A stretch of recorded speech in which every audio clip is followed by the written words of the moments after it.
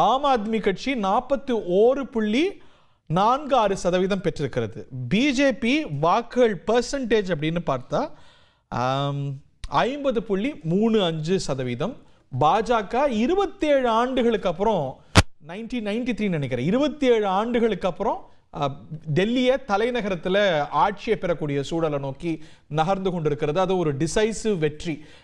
2014 ஆகட்டும் 19 ஆகட்டும் நாடாளுமன்ற தேர்தலில் அங்கே சோபிக்கக்கூடிய பாஜக சட்டமன்ற தேர்தல் அப்படின்னு பார்க்கும்பொழுது திணறிக் கொண்டிருக்கிறது, குறிப்பாக ஆம் ஆத்மி கட்சி கிட்ட. ஆனால் இந்த முறை பாஜக அங்க ஆட்சியை தலைநகரத்தில் ஆட்சியை தக்க வைக்கிறது. இதில் கவனிக்கப்பட வேண்டிய விஷயம், முதலமைச்சர் வேட்பாளர் யாரையும் அவங்க முகமா காட்டல. ஆம் ஆத்மி கூட எங்க முகம் அரவிந்த் கெஜ்ரிவால், அங்க யாருன்னு கேட்க மோதிகா கேரண்டி மீண்டும் திரும்பி விட்டது அப்படின்னு மோதியை தான் ப்ரொஜெக்ட் பண்ணியிருக்கிறாங்க. ஜூன் மாதம் பாஜக சந்தித்த பிராண்ட் மோடி சந்தித்த பின்னடைவிலிருந்து மீண்டு விட்டதா பாஜக? அதுதான் இந்த முடிவுகள் நமக்கு சொல்லுதா? இடைவேளைக்கு பிறகு விரிவா அலசலாம்.